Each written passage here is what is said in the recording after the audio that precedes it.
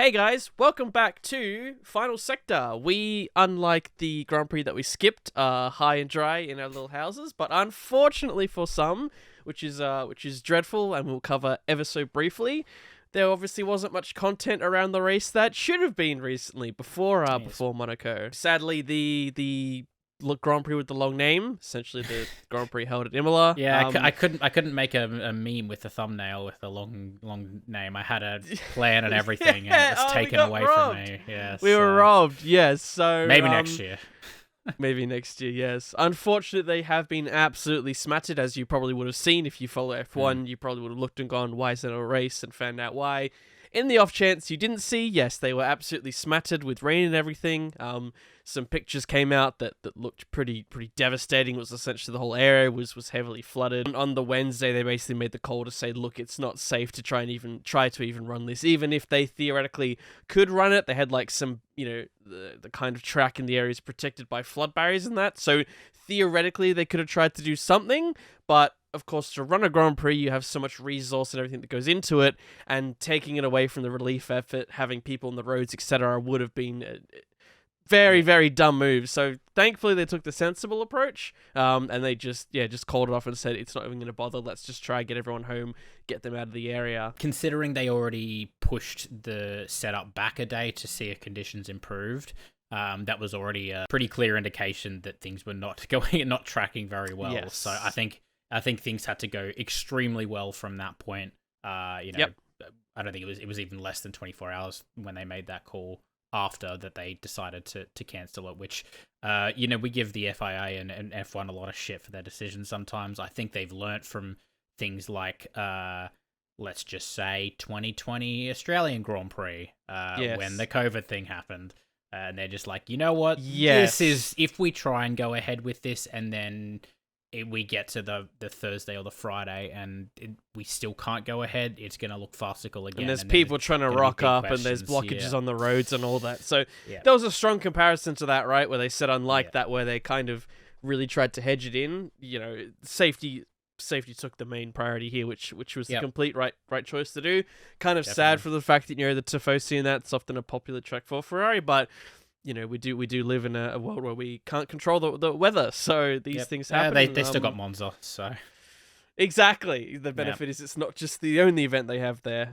So yeah, we do hope that all is going well over there. I know it's still recovering effort. So it is kind of sad to see, but yeah, at least from F1's perspective, it seems they did the right thing. And I think there's been some positive things in terms of, some of the efforts and some resources and that teams or personnel could do. It seemed like they were trying to help out as well. And there was a lot of sportsmanship, even some teams that had areas where they couldn't even, get a night's rest. They were kind of pairing up with each other and such. So it was good to see that kind of camaraderie and that, they all agreed. There was, everyone agreeing it was the right thing to do. So for sure. A shame, but but I guess the other thing we talk about now is that we do have a race coming up in the very near future, which is of course the fancy, I don't know what you want to call it. What do they call it? The creme de la creme, the until Paradise, Vegas comes up. Of course. Yes, well, coastal. I was thinking more coastal, right? Because Vegas yeah. isn't exactly coastal. It's more. They could do whatever they want in Vegas. They could. Yes, they could build a coast if they wanted one. Yeah, exactly. So, but yeah, Monaco's always an interesting one because it's very much it's highly dependent on that Saturday rather than the Sunday. It's a well-known meme in the F1 community that you watch the qualifying and then you're just like, well, cool, I know the results. We can not watch Sunday, get a good night's rest, and wake up bright and early for work on Monday and not have to stay up till 1:30 watching a race that we already know the results for. But I have. Last year I think was a little bit interesting. It gives me hope that maybe there could be a few more mixes, particularly with a lot of the teams being a lot closer. I feel like maybe not so much the Red Bull, but I think everyone around them, there's still quite a few questions around that. So I think it could make for interesting racing as well. Yeah, and it's the first. Like, I know it's the most high downforce track we have, but it's the first kind of proper taste each year we get on really what the package looks like. I mean, the engine disparity hasn't been that much different this year. There's an argument, what's in the Red Bull is quite powerful, but it seems more like that's in the high end rather than, the Merc dominance we used to have, where it was at all ranges it was good. It's also a lot of the aerodynamics in the rear wing as well, so yeah. Yes, and we've had a few tracks where it's been the lower aero configuration, moreover, so, and this actually comes off the back of what really should have happened in Imola, which is where a lot of teams, especially Mercedes, were looking to bring big updates. So it's interesting to see how that falls through, and to see teams that just have a high downforce kind of package they put together as well. So I actually, just before we started recording, I did a little bit of research into this. Yes. Ferrari had a big upgrade for Imola, and they have actually pushed it back to Barcelona because they don't want to bring it at Monaco. Mercedes, however, had a big upgrade planned for Imola, which was like basically an entirely new design, like a new car. If you've seen the photos, they have a side pod. It's crazy. I was going to say, they have a side pod, yes. So all you need to know is as soon as you make a change like that, everything else is going to change to accommodate it. Yes, yeah. So, and they have decided to push ahead and bring it to Monaco. So they obviously want to get it on the car as soon as possible, which, given all their comments the last year and a half, I think is it kind of makes sense that they just want to get as much time under this new concept as possible, because they're basically already starting like a year and a half behind. Yes. That I think it's probably a wise decision from them, and I think it's probably a wise decision from Ferrari as well, because I know teams say you can't really learn much from bringing big update packages to Monaco, because it's just such a unique outlier track, and it's more about it's less about the it's a little bit about performance of the car, of course, but it's more about being confident in the car you have. And if you start bringing updates and it unbalances the car a little bit and unsettles it, and the drivers aren't happy with it, then it's just like you're just going to make it harder to drive the track at its limits, which is what you need to do. So I think it's probably, for both those teams, I think it's probably the right decision for their packages. I didn't see on any other teams, but I'd be surprised if we see teams bring big packages other than Mercedes. No, as you say, this track really does really focus on kind of one core area of the car, as much as it also does the driver and the confidence of the driver. So unless you're bringing a package that has a lot of high downforce, areas to exploit, or just because in the case of Mercedes, as you say, they've got two talented drivers that even if it's a bit tricky, they should just be able to work on it right through the weekend.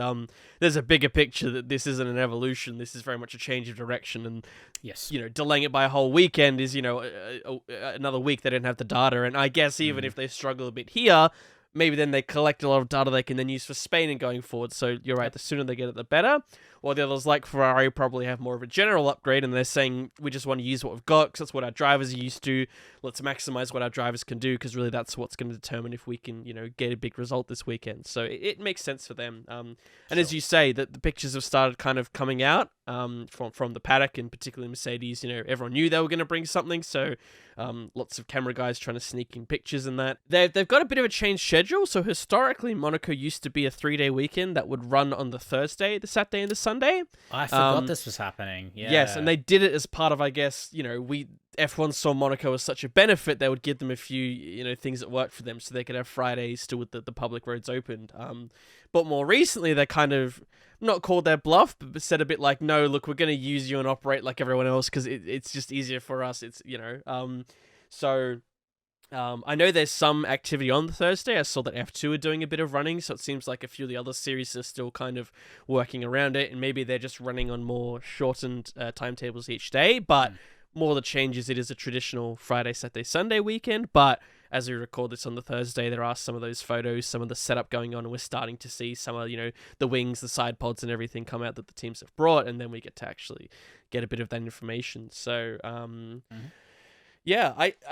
normally when we come here in the past, it's always been a case of, as we say, Mercedes or some other team that's so strong, but it's like, but that Red Bull, even if it has a less than efficient engine, has the newer build behind it, the super aero.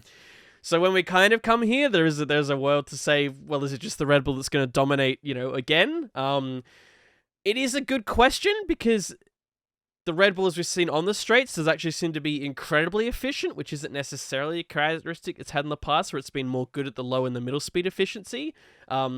cars like the Aston Martin, as we've seen, are actually allegedly weakest in the long straight. So we haven't, they could come out the gates actually quite strong here.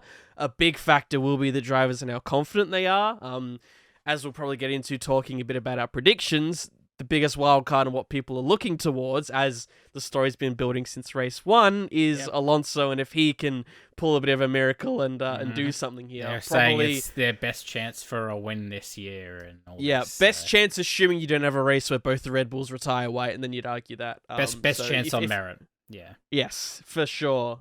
So, yeah, it's hard to say. Like, as I say, if it was past years and there was that old Mercedes still on the grid, then you might think it's a little more viable. But because that Red Bull is supposed to be super air efficient and everything, it's tricky. But so it's interesting as well because, like, even in the Mercedes dominated era, this was always a track that another team would have a one up on them. Like, Red Bull have always been very strong here, which is, I guess, another reason to say that Red Bull will probably just streak out ahead. Yes. Because even in Mercedes dominated years, Red Bull do tend to fare very, very well here.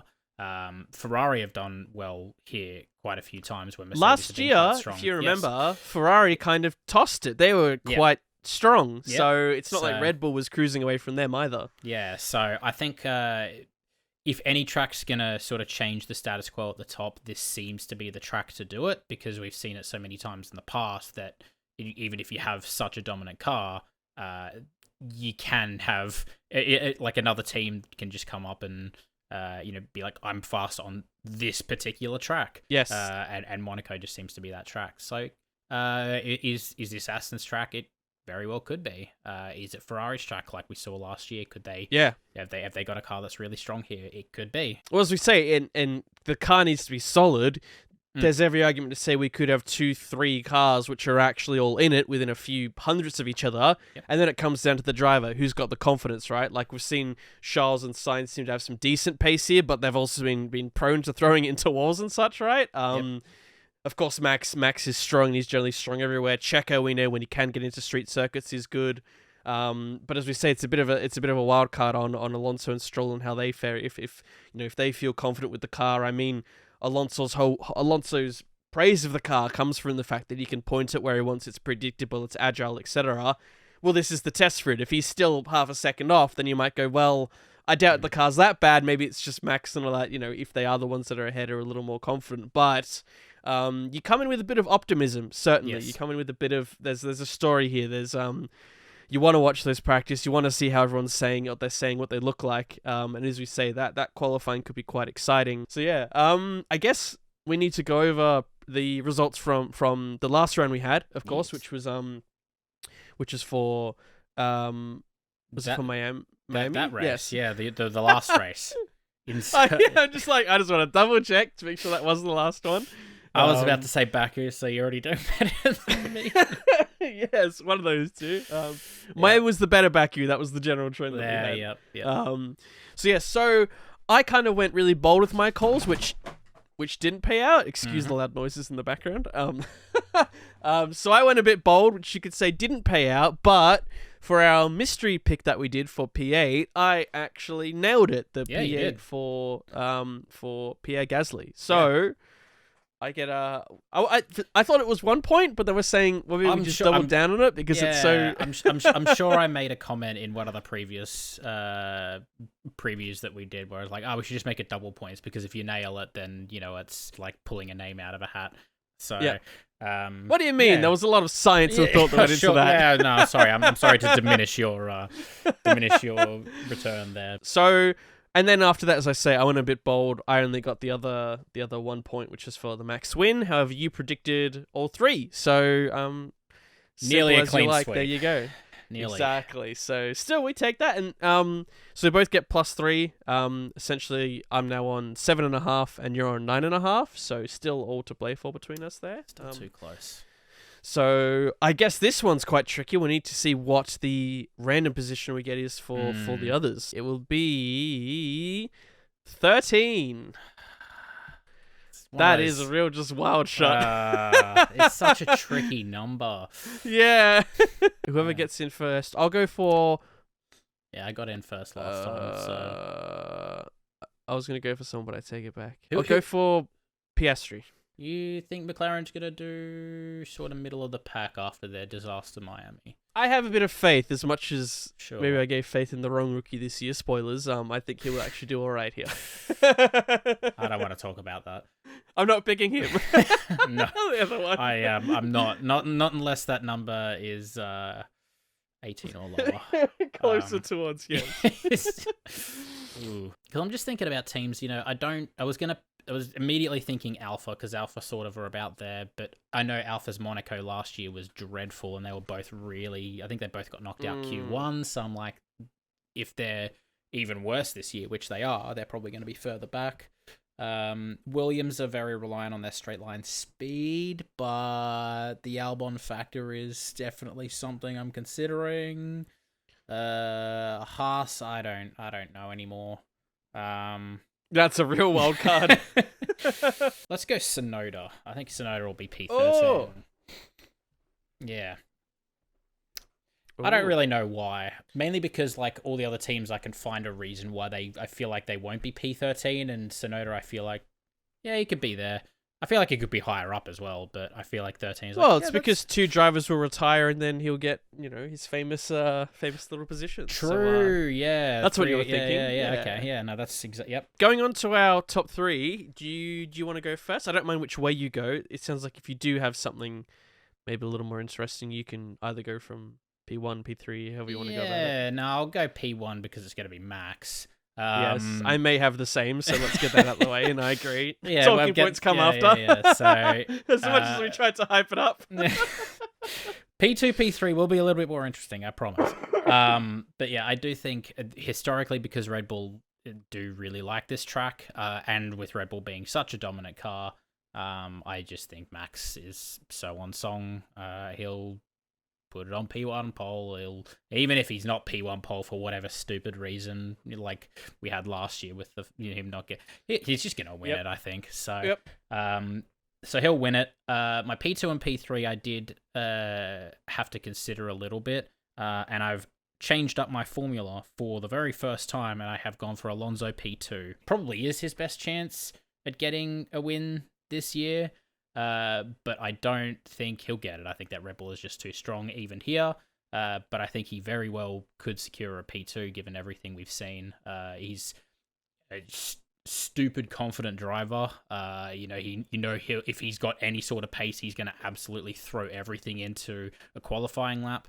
100%. And I think it could put him front row very easily. And we know he has the widest car in existence, so there's no one getting past him. So I think he could very well get a P2. So I'm curious if you've gone the same as me. Yes, of Yep. course. Yes. We gotta believe. Maybe not necessarily not believing in others that I may be trying to build up my credibility for as a number one fan, but regardless, I think he'll just have that fire in his belly. There's no reason to believe he won't put in a stonking performance. Yep. It's just the Max factor and the Red Bull factor just makes it like as much as you want to believe.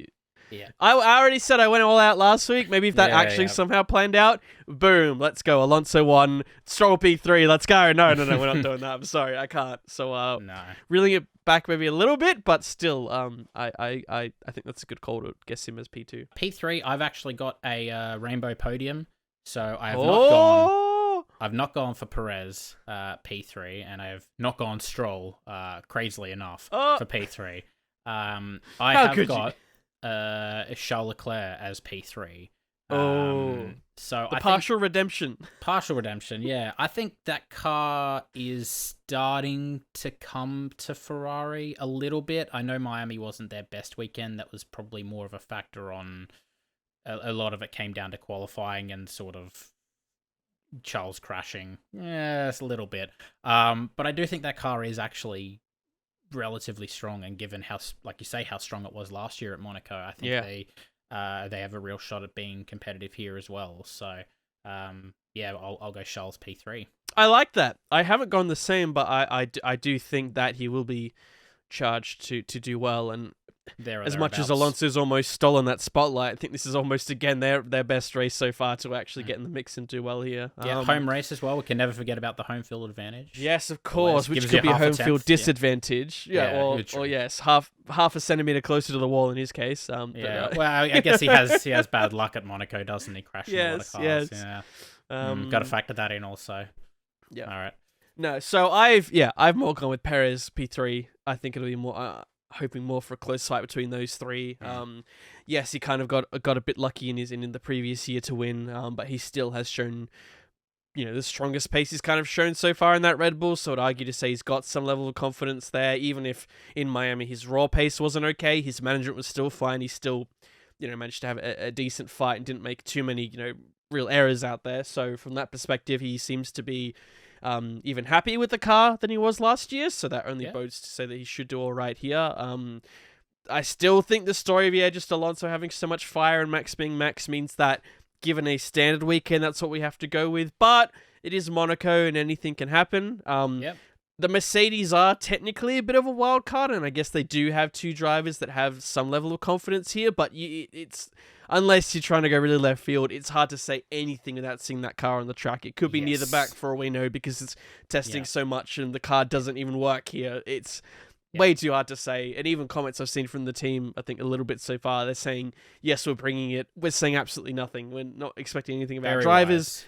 We know what we're in, and now this is the first day of actually rebuilding to hopefully be near the front near the end of this year and onto the future. So with them bringing such a drastic difference for their car, there's a very, very low chance for them to nail everything in a few practice sessions at a track that doesn't really mean anything for the rest of the calendar. So I think if that happens, then they've performed some sort of divine miracle and should be praised for it. I think that's fair.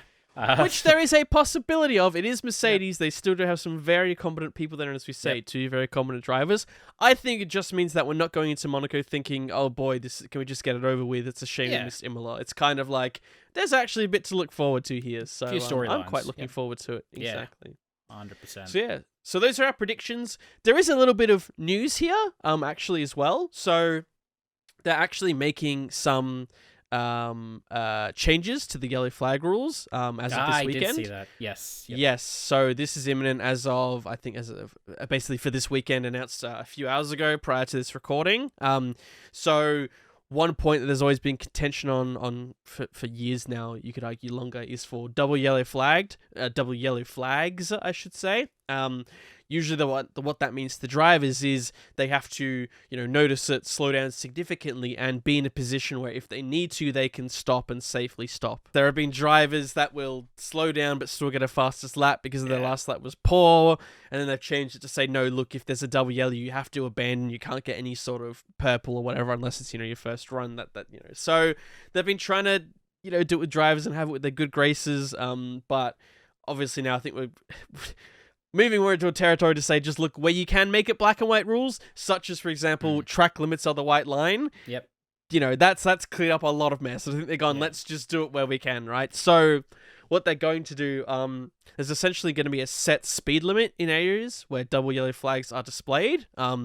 So they sometimes might have had what do they call it? A delta or some sort of like max time throughout a period, but it was kind of variable. So it seems like that's more virtual safety car, right? Like that's I think there's some of those factors can come into when drivers are trying to plead their case if they were close to it or not. But I think they've just gone, look, let's throw that out the window. And they have they'll have a double yellow, which they haven't really detailed it yet, I presume because they haven't had the driver's briefing and such where they'll give those more details. But it looks like they're saying if there's a yellow flag, and they may determine it by sector or by track, I guess, they'll say, if you see a yellow flag, you have to slow to this speed as soon as possible, and you cannot exceed it until you're out of that zone. Yeah, I think it shows very up on, clean. I think it shows up on their dash. Which is why I kind of brought up the virtual safety car thing, because it seems very similar in the sense that the second there's double waved yellows, the thing will show up on your dash, and then when you're going through that section, you need to make sure you stay below that speed. And that's, like you say, a black and white rule where it's like if the speed limit's 100 or 80, let's say 80 kilometers an hour, and if you go 81, it's like penalty. Like Yes. it's like pit limiter stuff. It's like, oh, you're speeding in the pit lane. It's 60k. Very clear cut. Pit limiter. Oh, you're going 61 on entry and then slowed down to 60 literally right after the line. That penalty. People seem to be okay with that. The drivers will complain about it for a while. Obviously, they will because that's what they like to do. But I think it's generally a pretty good change. Again, it's a black and white rule that I don't think is a. It's not something that really has a grey area, at least from the outside. Maybe a situation will come up in 8 years' time that will prove me wrong. But until then, it seems like they've even thought about that. So they've even said under circumstances where you are in a scenario where you do have a delta, either because you're under virtual or a full safety car, when you enter a zone that has a speed limit, that delta is effectively reset and replaced with the speed limit, and when you exit that, your delta also resets. So there's some argument to say that drivers I think how to work is they have to be basically like when you're going around in your delta, there's some like instance where you can be a little over it, but then after like a certain sector line, I don't know if it's like every 10 seconds or something. If you've played the F1 game, like it's a little bit like that. That's a little gamified, but you can go over it for a little bit and then drop it back just because of the way it works, and it kind of tries to calculate based on where you will be on the track, how fast you're likely to be going, etc. But in this case, it seems to be that you hit that zone, then your delta's like reset. It's like this is the speed limit, irrespective of what else is going on, what your delta is.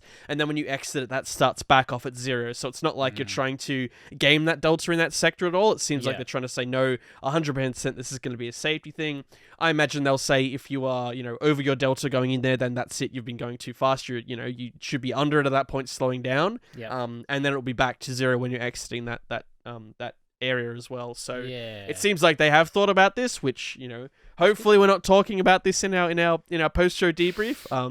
Cue the music. The less we have to talk about in that area, the better. But this seems logical. It seems like it kind of died off for a bit, but it's good to see that they have been thinking about it and they've got something new. I'm all for it, especially for Monaco. Seems like the perfect place to introduce it, where it's going to be quite likely to actually crop up. So I'm all for it. But that's essentially, that's all we've got here. I think we're looking forward to, as I say, a more exciting weekend than we may usually hope for at Monaco. So I'm certainly gonna have a look at everything that's going on over all 3 days and look at all the chit chat, the stories, the Twitter feeds, etc., to see what everyone's saying, and hopefully we have something to talk about when we do our review. Definitely, and apologies for the sort of upload schedule that we've been running the last little bit. Both of us haven't been at our best. You've been quite sick for the last 2 or 3 weeks. I've been stupid tired the last 2 or 3 weeks as well, just like literally no energy after work. So not been at our best, but we're still getting the videos out, even if they are a couple of weeks later than we would normally have it. But can't let our fans down. No, There's of course not. A lot riding on this year. Definitely. That Miami debrief out yet? It's all good. You've been pretty sick, so I hope everyone understands. We'll get back to it. So too easy. But anyway, let us know your predictions, your thoughts. Have a look, as we say, on those social media feeds as the weekend kicked off. We could see many more teams, many more little changes going ahead that could even make this a spicier weekend. But otherwise, that'll do us for now, and we will catch you back for our debrief of the Grand Prix in Monaco. Take care, everyone. Bye-bye.